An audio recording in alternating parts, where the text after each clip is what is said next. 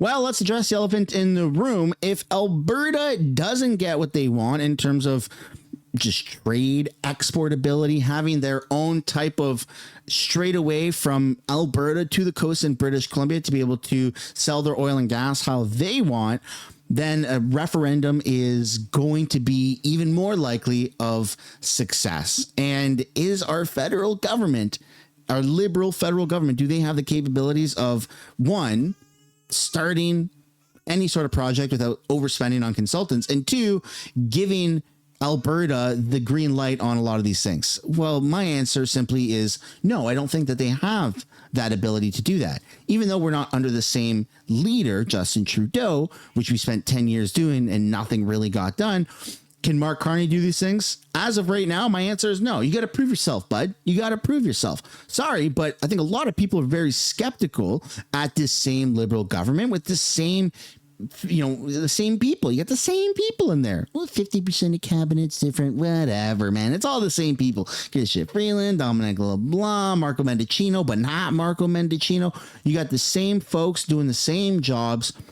I think that we're going to see the same type of results. Welcome back to the channel. Welcome back to another video, everybody. Before we get into it, I do want to encourage you all to hit the like button and subscribe if you haven't already. Does really help grow the channel. And we're going to start off this video with a message from today's sponsor. When I prepare my videos, I make sure that I know both sides of the story. That's why I use Ground News, and that's why I've partnered with them. Ground News is a website and app that pulls sources from thousands of different websites across the internet, organizes them by story, and shows you a visual breakdown of the political bias, ownership, and reliability. Take this story that's barely getting any attention to South Korea's bold arms deal to supply Canada with fighter jets and submarines instead of the United States. You'd think something like this would be on the front page, but apparently it's not. Ground News shows us that over 30 sources have covered the actual story. 67% of it is actually coming from the right. Left-leaning media outlets like CBC and Global News do cover the story, but they keep it surface level. Meanwhile, right-leaning outlets like 1945 dig deeper to point out the serious concerns about Canada's vulnerabilities. I actually found the story my favorite spot of Ground News, the blind spot feed, which is where I go to find out which side is or isn't covering the story. Subscribe to my link down in the description or use the QR code on screen to get 40% off the Vantage plan today.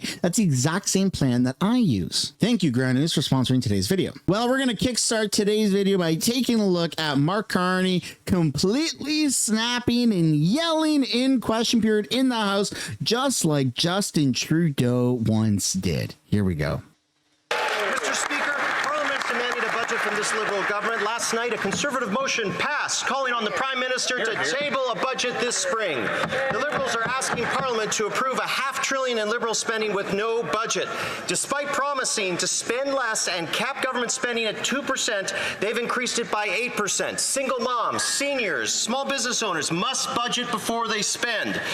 Parliament wants these Liberals to do the same. Will the minority Liberal government listen to the majority in this House and table a budget immediately? The Right Honourable Prime Minister. Mr. Speaker, this week was a great week for the London Knights. It was a greater week for the country of Canada.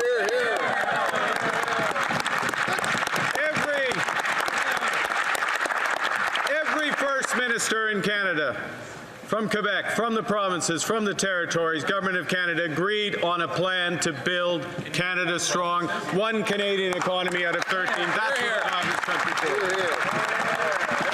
The honourable member for Okanagan Lake West, South Kelowna. Thanks for the update, but what about a budget?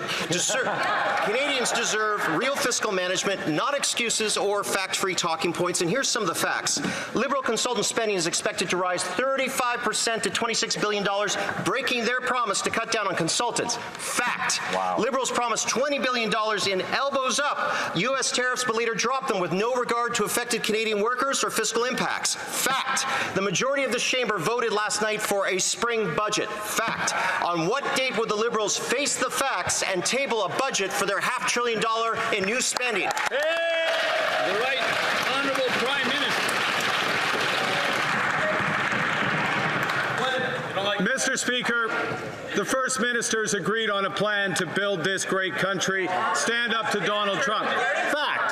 That's right. Mr. Speaker, the Government of Canada is imposing tariffs that cause maximum impact on the United States, minimum impact on Canada. Fact, on over $60 billion of U.S. exports to Canada.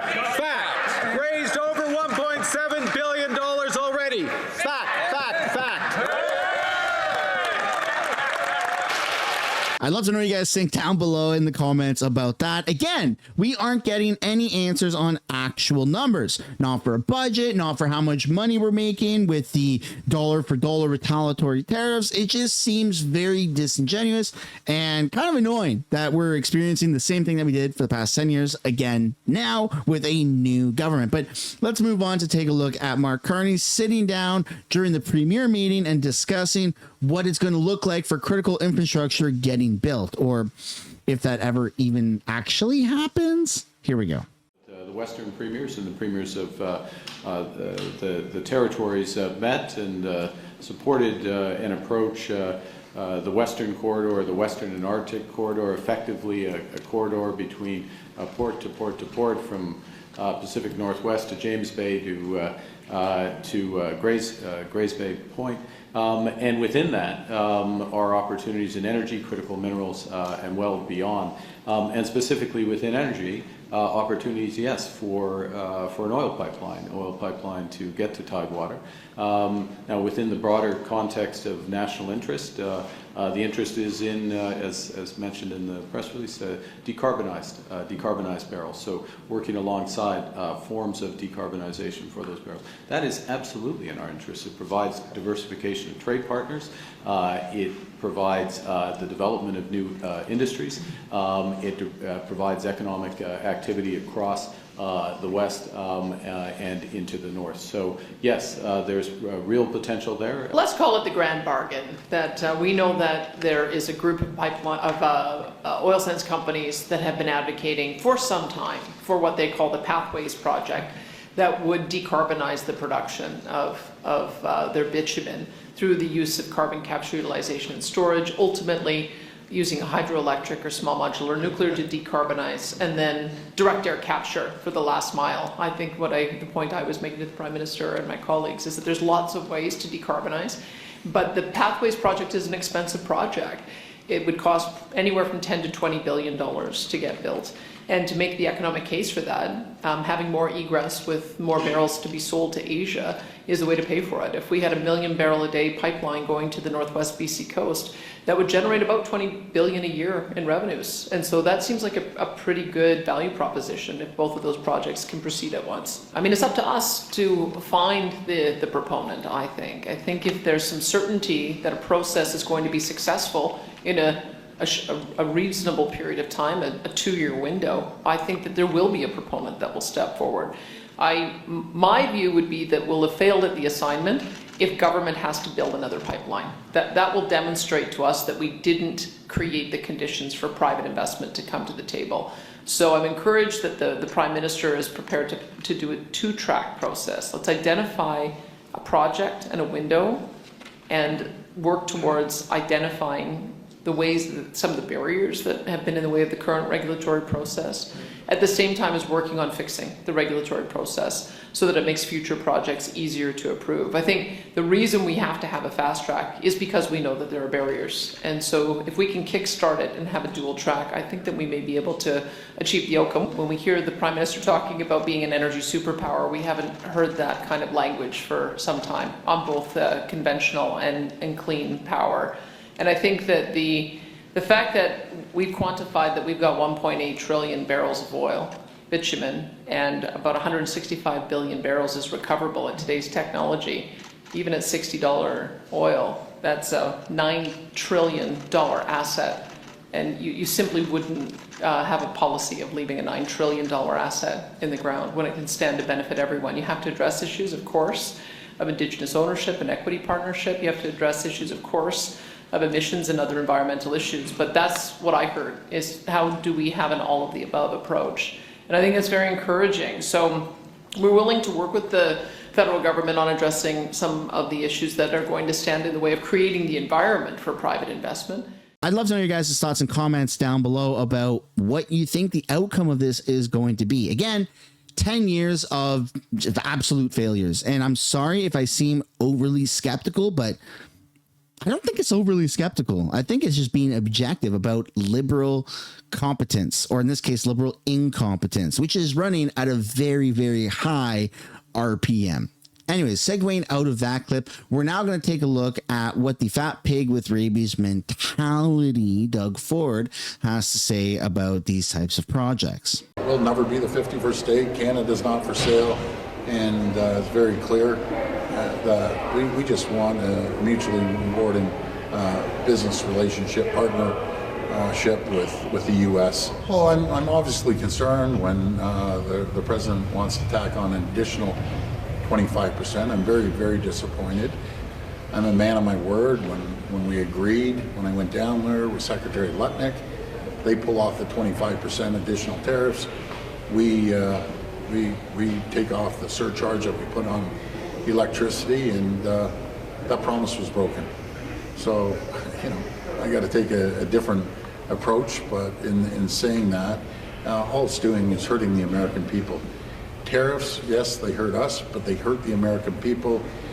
We've seen an increase in anything made of steel down in the U.S. go up 16%. Again, we need each other thing, but if they keep on the 25% tariffs on steel, my recommendation is slot them with a 25%, because we can't be kicked around any longer. I want to take a positive approach. That's what I want. I want a positive approach. I want to make a deal. We want to get through this. Give certainty to not only investors here in Canada and Ontario, but certainty for the people and manufacturers in the U.S. I think both sides feel the same way. I think, sure, you want me to tone it down? That's fine. The president has to tone it down too. So again, we're going through this. I'm confident that we'll come out the other end in fairly good shape, and that's what we need to do. We need to bring the temperature down. We both agree on that, but I have a job. My job is to protect the people of Ontario, protect their jobs, their communities, and their businesses. Let me know down below in the comments if you think that Doug Ford is being genuine. Do you agree with Doug Ford? Do you think that Doug Ford has the ability to cooperate with the Liberal government to get things done? Or do you think Doug Ford is a Liberal in conservative clothes? Let me know your guys' thoughts down below. Now we're going to take a look at a CTV panel with an analyst to discuss the push for pipelines. Can it happen? Will it happen? Shall it happen? Let's take a look. So the Prime Minister said that there is a real potential for pipelines during that meeting yesterday. How do you see this playing out? Is it only a matter of time before there is a pipeline in the east or the west? Well, let's just review the basic facts here. Alberta has the capacity to probably increase its oil sands-derived oil production over the next decade, maybe by as much as 1 million barrels. So that begs the question of how is that going to get to market and what market is it going to go to? So I do expect there to be a drive for more export infrastructure coming out of Alberta. And of course, a resurrection of the Northern Gateway project, which really means using the existing right-of-way that LNG Canada created to Kitimat, is going to be most likely, from an Alberta perspective, the project they want to see become that incremental pipeline project. So I think, yes, there is the potential to do that. There's also the potential to revive KXL, but that is probably not what is implied by Carney's demand for resilience and increasing sovereignty. So there is the potential. And I would make one other point. Within that is the set of demands that Alberta has of the Carney government on emissions. And it is alluded to by Carney's desire to have this incremental oil pipeline filled with decarbonized oil. That really means trying to find ways of either taking the emissions related to incremental production and putting them in the ground, or buying enough offset credits and adding that to the cost, all of which makes this still a very difficult negotiation going forward. But at least the economic fundamentals of an incremental project are there if private sector money is prepared to take the risk of dealing with these governments. Speaking of negotiations, there is, of course, a duty to consult with Indigenous groups. How will that be handled? So I don't want to sound overly mean or anything, but I feel like a lot of Indigenous groups have been just stopping, getting in the way of a lot of these projects that benefit our entire country. Now, everybody should get a good deal out of this. And I'm not suggesting that the Indigenous groups that are affected by this are to not get a good deal. But at some point, the government has to realize that they're the freaking government and just get it done. Now, am I suggesting that they should just steamroll through Indigenous groups despite a misunderstanding or despite a lack of an agreement? No, but kind of. There's got to be a way for the government to just say, well, here's what you're getting. It's pretty good. It's pretty good. Objectively, people who would be on the receiving end of this deal would be very happy. And now we're moving forward with the project. Is that bad? Is that good? I don't know. I think it just kind of needs to be done. The government is very forceful in a lot of ways. They freeze bank accounts. They can take your money. They can take your land. But when it comes to like Indigenous groups, they don't do anything really. And is that good? Is that bad? I think we just need some more equality in this country. Again, I'm pro-Indigenous. That's fine. But we also need this stuff done for our literal country. So get it done. Well, I think I'm actually reasonably confident on that front. I think the private sector has shown that it knows how to actually create opportunities for both Aboriginal investment, other related benefits. I'm not fundamentally concerned that won't be doable, because most of those parties, if, for instance, we're going to build an oil pipeline to Kitimat, have already participated in significant benefit agreements and related investment positions in LNG Canada. I think some of that can be replicated. I'm actually less concerned about that in the specifics of that potential project. What about Bill C-69? Well, it is a problem, and it is an adamant demand of Alberta that it be repealed. That is essentially the same demand of the private sector. We probably don't have the time to go into all the specifics of that, but that will require a significant overhaul to de-risk the Canadian regulatory process. And much of that relates to the climate tests that are embedded in that legislation, as well as the basic time to get an irrevocable decision out of the political side for this project. So it will require fundamental change, that is still one of Alberta's basic demands. It's one of the industry's demands, and Carney himself has alluded to change, but whether those two get to a place where the project to take on even the risk of trying to get the approval is de-risked enough is an open question. Dennis McConaughey is a former energy executive. Thanks again for chatting with us this morning. I'd love to know your guys' thoughts and comments down below about that clip. Do you think that the government will just proceed and just get stuff done? Or do you think that they're going to tippy-toe around a lot of semantics, a lot of red tape, a lot of consulting fees? Let me know your guys' thoughts down below. Next up, we're going to take a look at a one-on-one sit-down with the bald guy from CBC, and you've got Dominic LeBlanc to talk about these types of projects, working with Alberta. Can it get done? I don't know, but let's take a look at what they have to say. This has been the best meeting we've had in 10 years. Simple. Best meeting I've had in 7 years. And there was no expectations that the Prime Minister was going to come out and say, you get that project, you get that project. It was a great discussion. Now, we were all talking. Now it's time to put it into action. All of us are responsible. But I thought it was an incredible meeting, great communication, great collaboration, and we all walked out of that room united. I described him today as Santa Claus. He's coming, and his sled was full of all sorts of stuff. Now he's taking off back to the North Pole. He's going to sort it out, and then he's going to call us. All right, Ontario Premier Doug Ford getting into the Christmas spirit early as it's June in Saskatoon. We've been hearing from the premiers. We're going to hear now from the federal government. Dominic LeBlanc is the minister responsible for Canada-U.S. trade, intergovernmental affairs, and one Canadian economy. It's quite the and title, he's here. isn't it, David? It keeps growing. They just keep adding these Just duties the to you. title keeps growing. Well, let's start with set aside today for a second. When you leave here, you're flying to Washington, D.C. You're going to meet with Howard Lutnick. You're facing steel and aluminum tariffs doubling 48 hours from now, potentially, based on what the president has said. What are you hoping to get done in the next 48 hours? So I'm going to Washington right after your show tonight. I'm seeing Mr. Lutnick and Ambassador Greer, the trade representative, tomorrow. It's a continuation of a discussion we had 10 days ago in Washington. It's a conversation around a broader security and economic partnership. Obviously, the objective, and we've been clear, is to have these tariffs removed. Sure. The idea that the president would increase steel and aluminum tariffs to 50% would be extraordinarily negative for the American economy. We talked about that with the premiers today. There are American businesses that would simply not be able to afford basic elements in their manufacturing, whether it's Canadian steel, aluminum from Canada. So in the end, will they proceed with this increase? They've applied it around the world. It's not just targeted at Canada.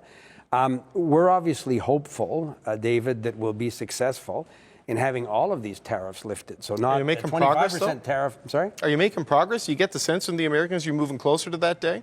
I'll believe it when we see it. I think the fact that I texted with Mr. Lutnick on Friday, had a quick chat on the phone on the weekend. He told me to come down at the beginning of the week. We were in Saskatoon today.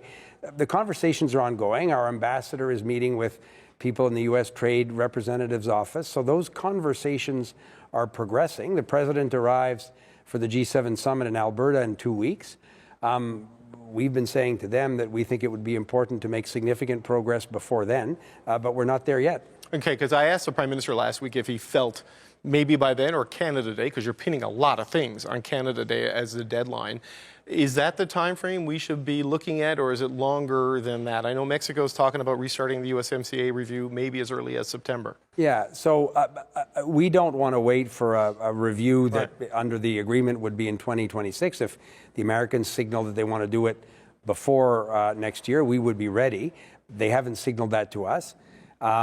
I'm talking to my Mexican counterpart as well later this week. It's important to continue to strengthen our relationship with Mexico in these conversations.